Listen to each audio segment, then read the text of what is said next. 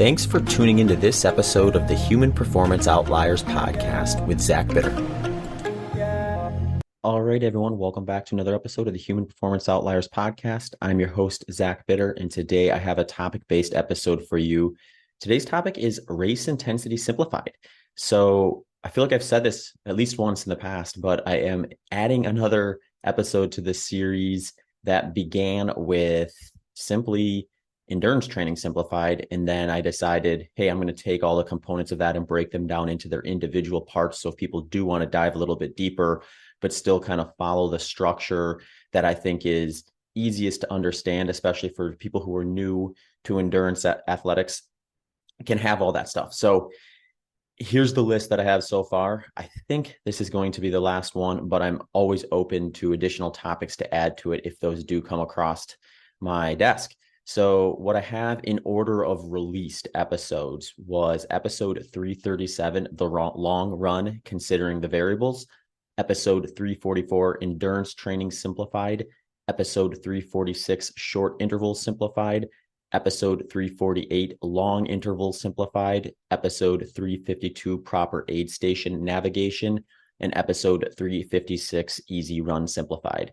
So this one will be added to that. Those will be in the show notes and linked, whether that's in the actual show notes on the podcast or YouTube platform that you're listening to, as well as on the show landing page, which is always available on my website at zachbitter.com/HPO, where I have the entire catalog of all the episodes with details and links and all that sort of stuff.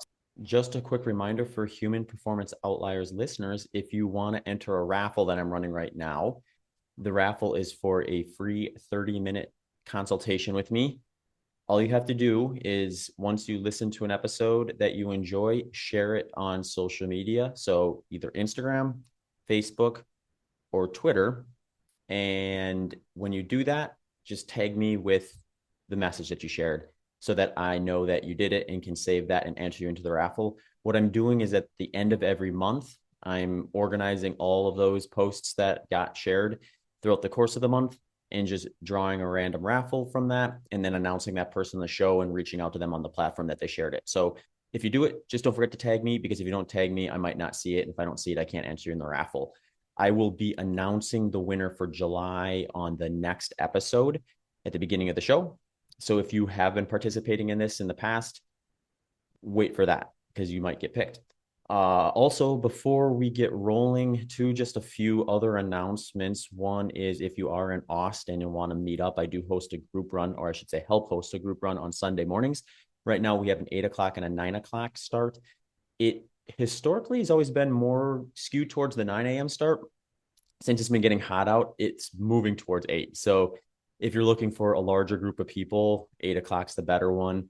We do have a little bit of a kind of meetup slash, I'll talk about a specific topic for maybe 5-10 minutes, and then we'll do a raffle there as well with some products. So a lot of people do stick around for the beginning of the 9 a.m. start to participate in that stuff if you're looking for just kind of the community side of things. But more than welcome to come. Anyone's welcome. We do a 6-mile loop, a 4-mile loop, and a 2-mile loop.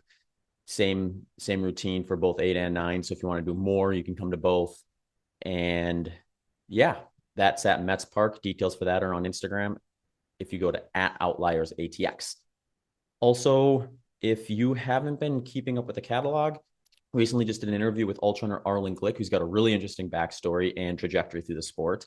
I've also been doing a fair bit more educational stuff similar to this podcast episode. One that has been getting a lot of feedback from the listeners that I think has been, just from a timing standpoint, really a useful tool, is an interview I did with Andy Blow on episode 358. And that's called All Things Hydration, where we dove into just how do you know how to go about hydration during this time of year or just in general, because that is a kind of multi-part process to really dial in that can make a difference, especially when you're going for performance-based runs and things like that. I actually wanted to do that show partly because last summer I actually did get my sweat tests done and found out that I lose 614 milligrams of electrolytes per liter of sweat. And it's just such an interesting thing to me, because you have two things going on there. You have the actual electrolytes that you're losing per liter, and that's going to range greatly from one person to another. But then you actually have the amount of liters you're actually losing. So that's going to vary from one season to the next. Like if I'm running in cold weather, I might lose very little. Whereas this time of year, I'm losing sometimes 2 liters per hour. So it makes a big difference from both the person to person as well as environment to environment from a fluid loss standpoint. So the example I usually use is my wife. She loses closer to 1 gram per liter. So she loses more electrolytes than I do by over 50%. But if we went out for a run together in the same temperature, I'd probably lose more total electrolytes because I'm going to lose more total sweat than she is. Because if we just measured the amount of fluid loss between the two of us, I would lose substantially more than she would. So there's some really great tips as to kind of how to figure all that stuff out in that episode with Andy Blow. Along the topics of electrolytes, Human Performance Outliers podcast, one of the primary sponsors this year is Element. And Element actually makes an electrolyte, and they have these single serving packets that they sell in a variety of different flavors. Those flavors include citrus, watermelon, orange, grapefruit, raspberry, chocolate, mango chili, raw, unflavored. And they actually have a total of 1,260 milligrams of electrolytes. That's 1,000 milligrams of sodium, which is the primary electrolyte you're going to lose in your sweat, 200 milligrams of potassium, and 60 milligrams of magnesium. For those of you math people out there, you're probably thinking, oh, well, Zach's numbers and that, it comes out to exactly half of one of those packs per liter of fluid loss. And you would be right. What I usually do is if I'm using one of those full packets, I will mix it into about 2 liters worth of water if I'm trying to match that concentration. So an example of that, of what I'll usually do is if I'm doing something a little bit longer and it's going to be hot out, I'll usually do a half a packet in my coffee in the morning with that chocolate. And that kind of gets me like preloaded. Then I head out for the run itself. And if it's long enough where I'm going to be drinking a fair bit of fluids, maybe I'm taking in 2 liters worth of fluid, I might mix a whole nother pack of that. Usually I'm going with watermelon for my intra run or my non-warm beverage flavored option of choice right now. But there's a bunch of those flavors that I mentioned. So if you're curious and checking them out, they're actually doing a promotion right now where Human Performance Outliers listeners can get a free sample pack of all those flavors to check them out and find out if you like them, or if you do, which ones you like the best. You get that with your first purchase, and you get that by just going to drinklmnt.com/HPO. Links to that will be in the show notes, as well as at zachbitter.com/HPO sponsors. Also supporting this show is a product I've been playing around with this year by a company called Delta G. Delta G is the go-to ketone ester company. The reason they're the go-to is because they do basically all the research. They are the ones with the DARPA funding. They're the ones that have the Oxford University research. They've got 50 plus published research studies, 20 plus ongoing studies, and they've had some really interesting stuff come out now. I've been following this topic for years now. In fact, I had Brianna Stubbs on the podcast years ago to talk about this. At that time, it was basically like, look, the performance stuff is new and not convincing enough to look at it as a performance aid at this point in time, but recovery was looking very promising. Now we're starting to see some research that would maybe suggest there's some performance usage for it too. So I'm looking to have a few more guests come on the show to talk about just the topic as a whole of ketone esters, because we're just seeing a lot more usage in it. I think a lot of people think of like the Tour de France when they think about that stuff, which is typically where a lot of stuff gets kind of introduced into endurance sport first, because, well, there's just a lot of funding and research in the Tour de France. So the reason I've been using Delta G's though is because their formulation is very specific towards the research versus what you're going to see in a market filled with all sorts of different ketone products that will likely claim the research, but they might not actually match their formulation to what the research is actually being done, and therefore can't really expect to get the result that the research showed if you're not using what the research was actually using itself. And that's why I like Delta G. If you want to check their stuff out and figure out if it's something that you want to consider, they're actually doing free consultations on their website. So all you got to do is head over to deltagketones.com. And from there, you'll get prompted to sign up for a free consultation. You can talk to one of their experts about what you're doing and where the application might be. For me, is pretty simple. If I'm doing a big workout, I'll take Delta G performance options. So one of their little bottles of that before like a long run. So for example, this last weekend, I took one right before my 2 hour and 45-minute long run, and I was good. That's all I needed. If I were to do a race, I'd probably do another one of those every 3 hours or so. Again, you can head to deltagketones.com to find out more information, look at the research, and figure out whether it's something you'd want to consider. And ultimately, if you want to have them help you dial in what would be a potential protocol for yourself, you can reach out for that free consultation there. Today's is the one where we kind of get to the end of things, where it is the intensity at which you're planning to compete at, or you're planning to test yourself off. So it's that final piece to the puzzle, the end of the buildup, the training, and the final aspect of it before you're likely going to, assuming this is your key race or top race, maybe take a bit of an off season, hit the reset button before heading back into another buildup if you're going to continue on with the sport. So this one is interesting because this one is, as you probably imagine, a pretty big moving target. It's going to depend a lot on what you're actually participating in. So the first thing you really want to do, and this is where the value I think is in picking an event before you start preparing, is if you identify the race, you can get much closer to knowing the intensity at which you're going to be competing at. So for this, I really do like to focus on duration, not distance.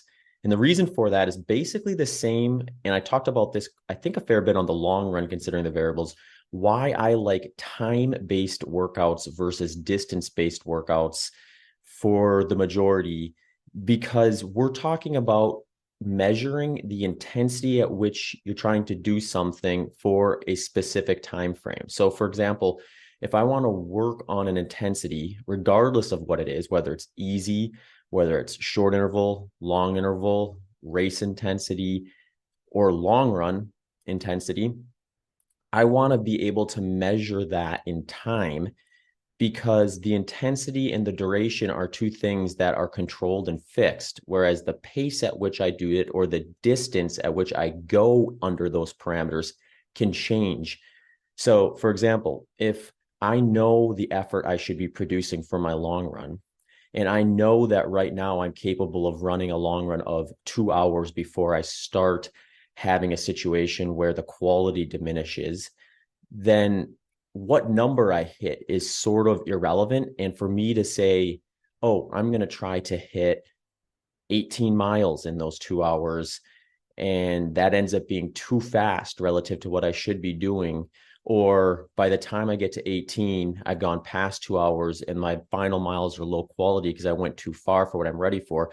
I'm sort of aiming in the dark, so to speak. So this is why I really do like thinking of things in duration versus distance, whether it be your race day or your workout structures.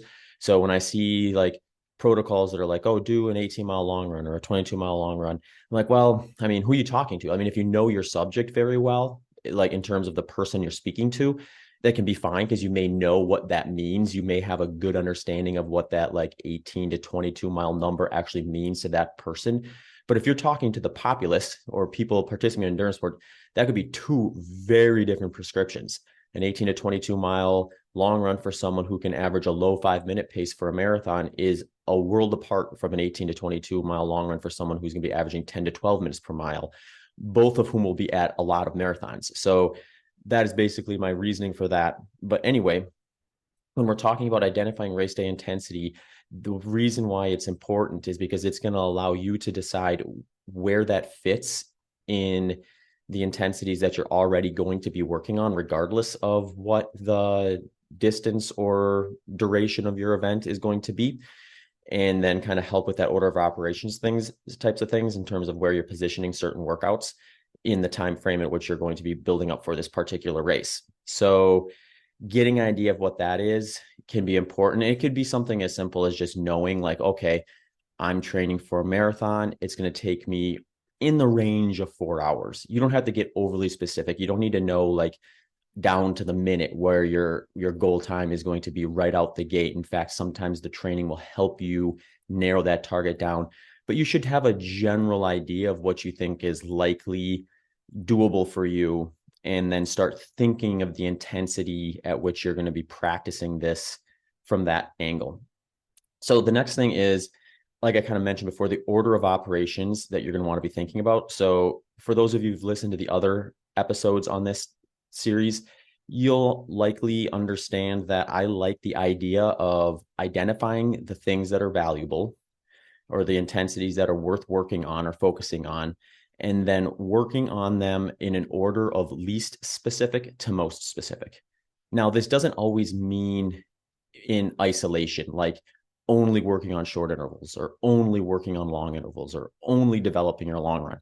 These things can happen in tandem, but there is usually going to be at least some primary focus at certain points. So for example, let me share one of mine. If I'm training for something along like 100-miler or an ultra marathon, we can even simplify it to ultra marathon. I'm likely going to be working, assuming I have a strong foundation of base running in place, short intervals at a higher priority than long intervals earlier in the plan. And as I get further in the plan, that priority will shift towards long intervals versus short intervals, because it is getting more specific to the intensity that I will be doing on race day.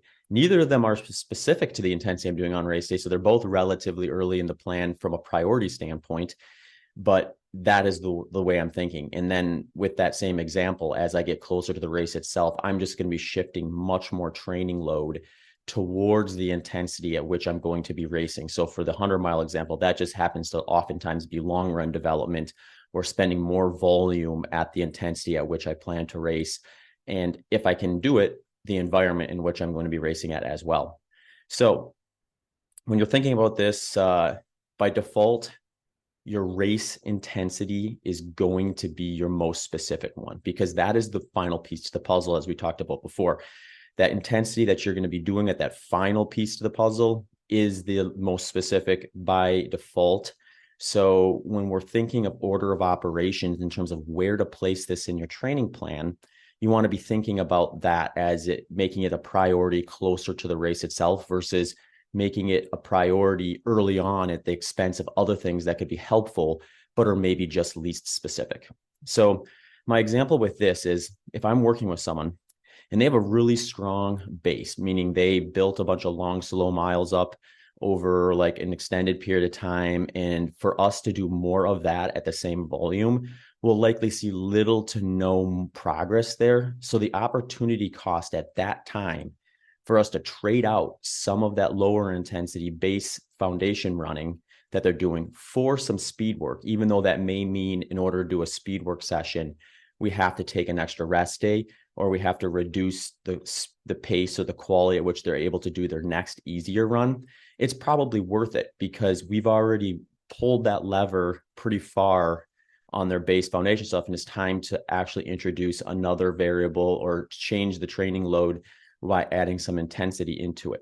Now, once we get to the end of the plan, if you have a situation where you are doing something like me, like an ultra marathon, 100 miles, the opportunity cost of doing short intervals, say 3 weeks out from the race itself, versus using the energy I would, or that training load capacity I could do for short intervals, I'd rather be using those for things that are more specific to race day, because that's the intensity I'm actually directly trying to improve upon and likely going to get the most value at when I'm that close to the race itself. So by default, race intensity is the most specific, meaning once you have that established, you can start putting together the rest of your training plan with the idea of working on things that are least specific but important, or another way you could look at it is things that are maybe weaknesses that you have that you want to improve because you're further out and you have some opportunity to do that, but things that you know are important but are least specific first, and then kind of work your way to pushing at least more of the focus to your training towards the more specific stuff as you get closer to the race day itself. So now we get to the point where, what do you actually do with this? Like, how do you actually practice this race pace intensity? So you'll remember when I talked about like short intervals, I like a structure of a 1-to-1 work to rest ratio, meaning for every minute that you spend at that intensity, you'll have a minute recovery in between. And for long intervals, I tend to favor a 2-to-1 work to rest ratio, where for every 2 minutes spent, you get a 1 minute recovery. So if we want to look at those with examples, let's say we're doing 3-minute intervals for the short intervals, that's 3 minutes on, 3 minutes off. If we're talking about long intervals and we're doing something to the nature of 3 by 10 minutes, that'd be 10 minutes on, 5 minutes off, and you'd be repeating that process. So for race intensity, some of this is going to depend to some degree of what race intensity is. As I said earlier, this is a really broad range. If you're like training for a 5K, race intensity is going to be quite fast. It might be relatively close to your short interval intensity. Whereas if you're racing 100 miles, it's going to be quite slow. It might even be slower than your typical long run if you're not doing very race specific type training for your long run at the time. So you will want to probably structure these differently depending on what that race intensity is. And this is where I think the question between, say, like intervals versus just a time spent continuously is probably something that's worth considering. So in that first example, if you're doing something short, like a 5K, you're probably going to want to practice race intensity in an interval type of setup, because at the end of the day, the simple principle you want to be following here is you want to be doing the appropriate amount of volume at the goal intensity, meaning the volume you can tolerate at the time without overreaching and taking future workouts off the table, but at the highest quality. So if we're talking about the 5K, in theory, I could just go out for a run, do a warm up, and just dial up whatever I think 5K pace is and hold on for dear life and see how far I can go. Chances are, unless I'm already peaked or underestimating my potential in the 5K, I won't even make it 5 kilometers in that type of a workout. If I do, then I should have either a goal that is faster than the one I picked, and structure things that way. So realistically, if you have an accurate goal and you're not there yet, or I should say, but you're not there yet, you're going to be able to do more volume at the highest quality that you're looking for by breaking this into interval sessions. So a lot of times people like to call this like a broken 5K or a broken whatever race distance. And the way you do that is for 5K, the easiest way to think about it is maybe you're going to do 5 by 1 kilometer, and that's your workout. So rather than just running all 5 of those kilometers continuously, you're going to pick the pace at which you're hoping to target for race day, and you're going to run that exact pace in 5 1-kilometer intervals with a recovery block in between. So this is where I think it gets a little bit more interesting. Earlier on in the plan, you may want to have more recovery in between those intervals in order for you to be able to properly execute goal race day. So if you need a little more time between them, like say 2-3 minutes, maybe even 4 minutes, that'd be perfectly fine. If you start progressing through the plan, one way you can actually improve that workout without actually adding any additional training volume to the intensity portion of that, so keeping it a 5 by 1 kilometer, is simply by reducing the recovery over time. So maybe in the beginning, you're doing those kilometer repeats with a 3-minute recovery jog in between each one of them. But then by the end, when you're getting very close to the race and you're almost in the taper frame, maybe you're able to do that 5 by 1 kilometer workout with as little as 30 seconds in between each of them.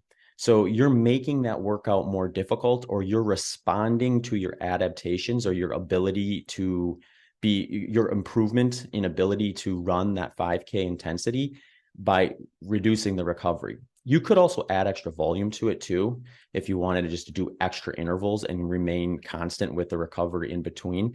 So really at the end of the day, though, you want to be thinking about it first practically in terms of what you have available in your training, the time available. So someone who's got limited time, they may not want to actually add additional duration to their workout, but rather they can improve the workout or advance the workout by reducing the recovery time and actually potentially shorten the workout, versus someone who has much more flexibility and can afford to add extra volume. You're going to want to make a lot of individual considerations with this too, just in terms of things like injury risk. Some people do tend to get injured easier with speed work than others. And if you're that person, you may want to be a little more mindful about how much extra volume you're adding to either to your training plan as well as at intensity, in order to not put yourself in a position where you're taking a step back while trying to take a step forward. But generally speaking, if you follow that principle of you're looking to maximize the quality of those speed session intervals at goal race pace, by structuring it in a way where you're going to get that highest quality, which for this is just very clear because you have a goal finishing time, which gives you the pace that you're going to be wanting to dial in. So however you do it, you want to be kind of thinking of it the same way as you would for those long and short intervals, where when you don't want to have a situation where maybe the first 3 or the first 4 of those repeats are right on, but the last one is falling off. If that's the case, then you might want to restructure that in a way where you're able to get that full 5 kilometers at that quality. Or if it's a situation where you're maybe not quite where you need to be yet or want to be yet, you could actually just shorten that workout and over time work your way up to get to that 5 by 1 kilometer repeat.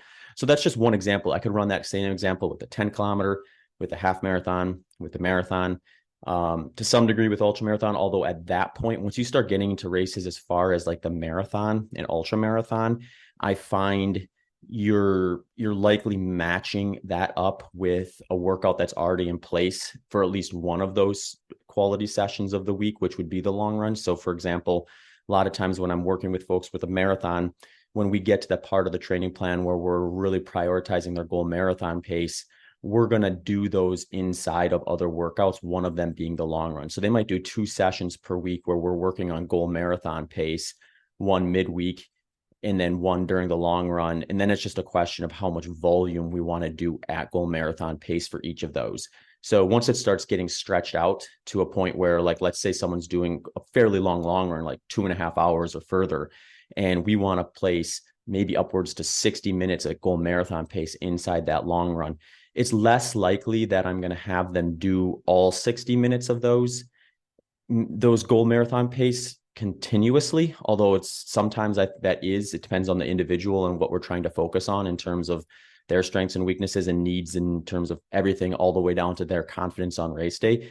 But when you start stretching it out long enough, I think this is where intervals again can play a very valuable role, because it may allow you to add extra volume at goal intensity by breaking it up.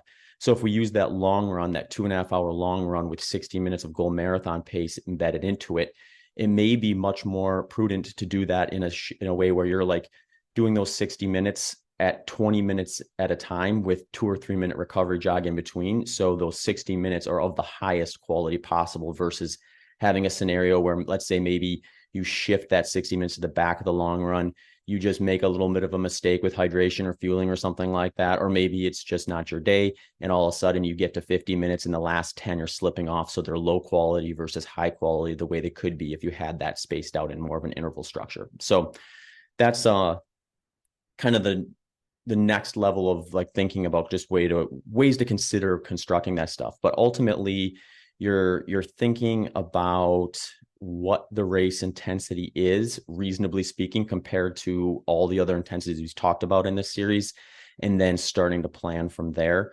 And as you get longer in duration for the event itself, the more you're going to probably move it towards things that could potentially be continuous. For example, like if I'm working with someone who's doing a 100-mile race, I'm not going to have them go out in a long run and do intervals at their goal 100-mile pace, because their goal 100-mile pace is likely slower than their long run pace is in a lot of cases. And in that situation, we're actually looking at it almost in reverse, where there's sort of 2 ways to look at this. One is if you have a goal time for, say, 100-mile, we can run the numbers and figure out what that means from like a minute per mile standpoint. So from there, we have to decide, how do we actually get there? How do we actually put you in a position where you're moving at that pace and avoiding a situation where early on you're moving way faster than that because you're fresh, you're likely more hydrated, you're likely topped off on fuel, versus the end where you may be a little more tired, potentially a little dehydrated, potentially a little behind on fuel and things like that. So we want to avoid a situation where for these longer races that someone gets out too fast out of just intuition or whatever you want to call it, and then finds that ends up costing them more time at the back end, because now they're exasperating those things I mentioned before, like the fatigue, the dehydration, the fueling, and things like that due to running too fast in the beginning. And sometimes that means slower. Oftentimes it means slower than what would feel comfortable for, say, like a 3-hour long run. So a lot of times when those situations come up, what we look at is what do they actually typically hit for a long run. So when I'm working with a coaching client, we'll have long runs throughout the plan, they just likely won't be what you would consider like these ultra aggressive long runs that sometimes end up being like quite long, like 5+ hours or things like that. So since we have some long runs in like usually the time frame of like 2 hours and 15 minutes up to 3 hours already logged and recorded, we know the average pace that they tend to create for that, or the average intensity that they tend to have for those type of workouts. So from there, we just need to compare that to what their goal is. So let's say on race day, to get to the finish line on their goal time, they are going to be moving on average 2 minutes per mile slower than their average pace for the long run. Or let's say maybe it ends up being 10 beats per minute lower than their average heart rate for a given long run of a more traditional distance or duration. That gives us information to work with, because it tells us one thing or two things. One, we could just target that, which means just slow down to that pace and run in this, like what I would maybe consider a gray area or artificially slow pace, where you're sort of going too fast for a walk, but too slow to be what you consider a comfortable, easy run. A lot of people, I think that as maybe like the best solution. I'm not sure I really like that, because it's kind of putting you in a position where you're moving in a mechanical way that is likely different than what you've practicing. Chances are this person has done enough walking over their life to know and have a pattern that is well practiced within that. And then obviously they've been doing a lot of easy running, so they're very mechanically adapted to that intensity or that specific movement pattern. So my general approach is, let's not fight that. Let's not introduce something entirely new to you by forcing you to run 2 minutes per mile slower than you normally would, or substantially faster than what you'd be able to tolerate from a walking pace. And let's just keep the things in place that are already well established. So for the running portions of the day, let's target that intensity that you're comfortable with for your easy long run. And then let's embed some walking or hiking breaks into it so that it brings the average back to where we're targeting, so we don't get too far ahead of ourselves. The hardest thing with that strategy for people is it often means taking walking, hiking breaks very early in the race when they don't feel like they actually technically need it, even though by the end of the race, in hindsight, they'll recognize that they did need it. And had they done it, they would have been able to sustain that pace a little more consecutively throughout the race itself. So that's very specific to the ultra running side of things, but I did want to touch on that because it does sort of change the dynamic of race intensity practicing to a pretty large margin when you start getting out to those outer fringe of ultra marathon. But what I'm basically getting at with that is you do want to include that component in your training. So when I talk about ultra style long runs, and I question whether we should even call them long runs to some degree, because they do tend to be, if they're specific to race day intensity, long run / hikes, or long run / walks if you're doing a flatter ultra marathon. And that is the type of strategy I think most people should be in putting into their plan if they are stretching their long runs out well past, say, 3 hours and wanting to actually practice what they're going to do on race day. So if you see me prescribe a really long run, which would be like 5-6 hours, maybe something that someone would consider like an ultra marathon style long run, I'm going to encourage that person to use that walk, hike, walk, run strategy, or practice that walk, run, walk, hike strategy that they would likely be using on race day, so that we are doing the specific things that you're going to be doing on race day in practice. It's also going to give you a better understanding of things like, how do you process fluids? How do you process fuel? When you're out there working at the actual intensity you will be on race day, versus an intensity that's slightly faster than that in a more continuous manner than you're likely going to do on race day. All right, that's it. That's race intensity simplified. So there is a little bit of guesswork there, obviously, when you get to like trying to predict what you're going to do. And a lot of times people are using races to test their limits or make an improvement upon what they've done in the past. So there is some speculation there, or some hope that you're going to outperform where you were at previously, but it does give you some data to start with. And it is something you can monitor along the way, especially as you start practicing race day intensity. If you find that some of the workouts that you're doing that are targeting this intensity are pretty clear in the data that it's unsustainable or entirely too sustainable, that can just be a sign that maybe your projection in terms of where you want to be on race days maybe a little bit off. What I like to do with this is I usually like to categorize things for race day goals as conservative, moderate, and aggressive, and then use the data to try to place the goal within that framework. So if someone has what ends up being an aggressive goal based on the data that is produced in training, I don't see a problem with them going after that. They just need to understand the risks. If you're going to take a swing at an aggressive goal, there's just a higher likelihood that it could potentially go backwards, and you might end up running a slower race than you would have if you had targeted a more moderate or conservative goal. Same on the conservative end. Usually we'll talk about this. Sometimes I'll have a coaching client who they have a goal and we suspect based on their training that it's a conservative side of things and they could potentially outperform it. As long as they're comfortable with that, I don't see a problem with it. In fact, that side of things tends to be where I get a little excited, actually, especially with ultra marathons, because I think there is a lot of potential to run faster in the second half of a race, especially if it's a longer one. It gets a little more touch and go on the shorter endurance race because there's just only so much time you have to make up. But when you start getting into longer races like 100 miles and things like that, I think there's a fair bit of undervaluing of even to negative splitting in some of these events. So when someone has a more conservative goal based on the data, I sometimes think, okay, they could get midway through this race or 2/3 through this race and feel way better than they expected and get this experience of, oh, I can actually really be focused and energetic and excited to move quicker at the end of a very long day versus just assuming due to the duration and nature of the event that you're going to inevitably be moving slower at the end, regardless of how well paced it is. All right, that is my breakdown of race intensity simplified. If you have any questions or feedback on this, feel free to reach out to me. You can reach out to me on my website, zachbitter.com. You can shoot me an email at hpopodcast@gmail.com or hit me up on one of my social media channels. I'm most active on Instagram at zachbitter and Twitter at zbitter. Thanks for tuning into this episode of the Human Performance Outliers podcast with Zach Bitter.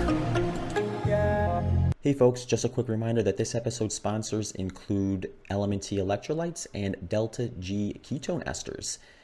Element-T electrolytes can be found at drinklmnt.com/HPO and are offering a free sample pack with your first purchase.